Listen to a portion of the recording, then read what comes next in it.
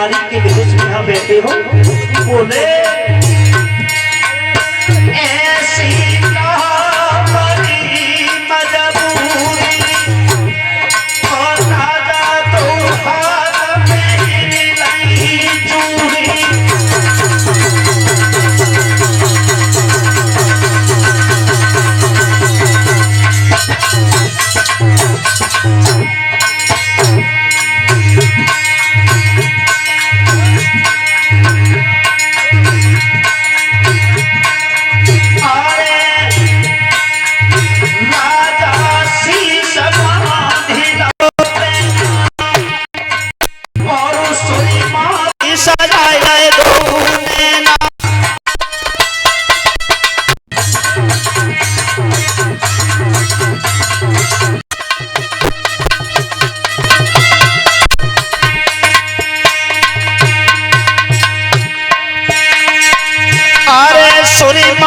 साज नैना और राजा शीश बांध लो बैना।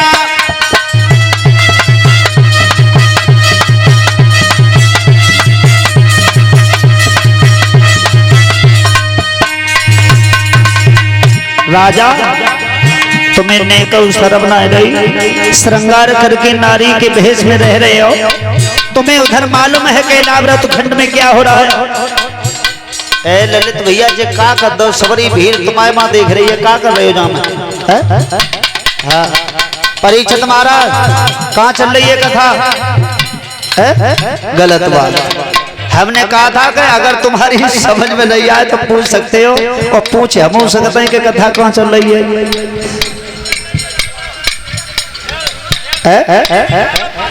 Please do not disturb, keep silent. हाँ अभी कराएंगे थोड़ी देर। हाँ बिल्कुल जरूर ध्यान रखना श्रोता बंधु। वशिष्ठ महात्मा ने जवाब दिया है कि नारी के भेष में तुम यहाँ रह रहे हो, और पल्लग मालूम है लाव्रत खंड में कहाँ है रो। ध्यान रखना मेरे भागवत श्रोताओं। आज जवाब दो गुरुजी, मैं श्रृंगार करके नारी नहीं हूं, है मेरे गुरुदेवता मैं शरीर से भी नारी हूं। बोले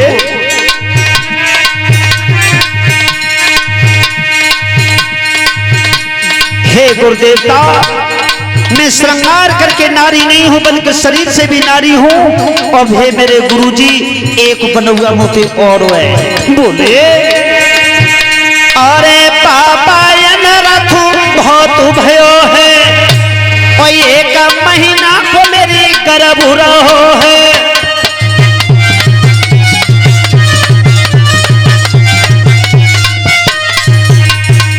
हे मेरे गुरुदेवता तुम जिकाओ कि मैं श्रृंगार करके नारी हूं, तो श्रृंगार करके नारी नहीं हूं, मैं शरीर से भी नारी हूं।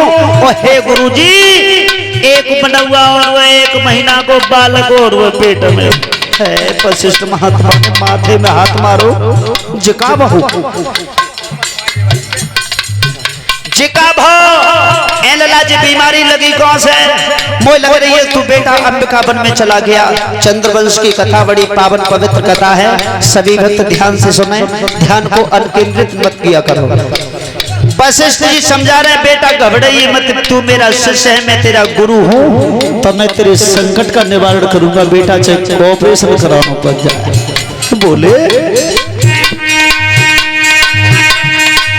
आज वशिष्ठ जी और इला महाराज को लेकर के कहां गए? इंद्र के पास। इंद्र के पास और ध्यान रखना विचार किया कि ये इंद्र गर्भ का दुश्मन है। क्यों? क्यों? इसने अपनी मौसी के गर्भ को गिराया था। एक बार इंद्र की मौसी जो थी दिति, उसके उदर में गर्भ आया था। तब आकाशवाणी हुई थी कि देवराज इंद्र तुम्हारी मौसी के उदर में जो बच्चा पड़ रहा है वही तुम्हारा काल होगा।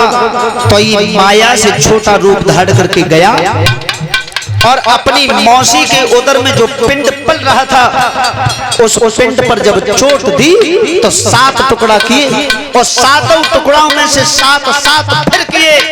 वो 49 पवन पैदा हुए थे। और ध्यान रखना श्रोता बंधु, मेरे भगवत श्रोताओं, ये 49 पवन एक दिन चले थे जिस समय हनुमान जी ने लंका को दहन दिया था। तभी तो प्रभु राम ने हनुमान जी से प्रश्न किया था कि हनुमान जी, इतनी बड़ी लंका को तुमने अकेले ही जला दिया? तो हनुमान जी ने जवाब दिया, प्रभु लंका मैंने नहीं जलाई, लंका जलाई है आपके प्रताप ने, सीता जी के संताप ने, रावण के पाप ने और मेरे बाप ने, इन्होंने लंका को जलाया। तो जवाब दिया, बेटा घबराइए मैं मत इंद्र के पास चलता। तो ध्यान रखना श्रोता बंधु, इंद्र के पास नहीं गए। जवाब दो बेटा, गर्भ का दुश्मन तो इंद्र भी है, तो बेटा वहां लेके चलेंगे जहां जी बीमारी लगी है, भोले बाबा के पास। यहाँ पे जी बीमारी बेटा लगी है तो वही लेके चल रहे हैं। सो भोले बाबा के पास आए गए, भोले बाबा के पास आए गए। और जैसे ही भोले बाबा के पास आए, शीला महाराज ने पाए पकड़ रहे। जवाब दो कि प्रभु, वशिष्ठ जी ने जवाब दिया है, भोले बाबा ये इला महाराज इलाव्रत खंड का राजा है और ये तुम्हारे अंबिका वन में प्रवेश होने से इसकी ये दशा हो गई है, तो अब ये नारी से नर बनना चाहता था। भोले बाबा ने कही चले जाओ, हमने तो उस वन को श्राप लगा दिया है कि कोई भी नर प्रवेश करेगा वो नारी हो जाएगा। लौटाए गए। जब चलवे को तैयार भये, इला महाराज ने कही गुरु जी का करूं कि बेटा अब कोई उपाय ना है जी, मैया जो बैठी है जाई के पांव पकड़। तो जैसे पार्वती के पैर पकड़े, पार्वती ने कही सुनो, मैं अपने पति की अर्धांगिनी हूं तो आधा काम कर सकती हूँ, पूरा नहीं। जवाब दो, मैया तो आधो ही कर दे। तो मैया समझाती ही बोली,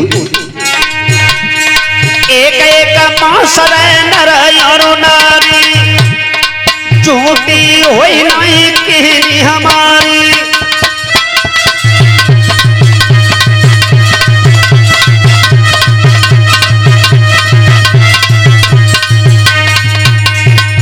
जवाब दिया सुनो, एक महीना नर रहेगा, एक महीना नारी, और फिर एक महीना नारी तो फिर एक महीना नर।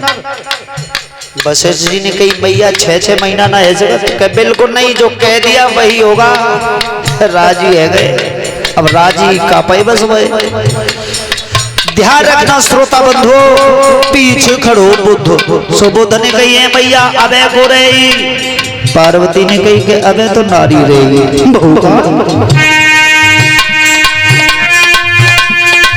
पार्वती ने गिरा सुनाई, सोई बुद्ध ने कही कलाई।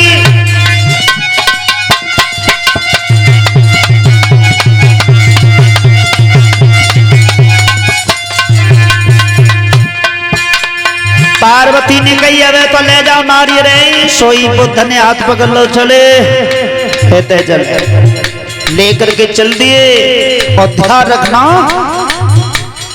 बुद्ध के भवन में जब समय पूर्ण हुआ क्या? अरे 1 महीना की अवधि गई है और सोई पुरुष की देह भई है।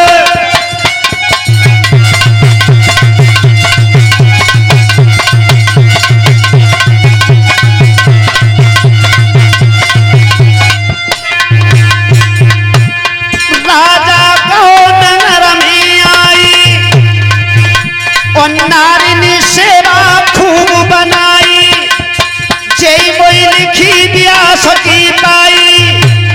गुरु बप्पू ने मोए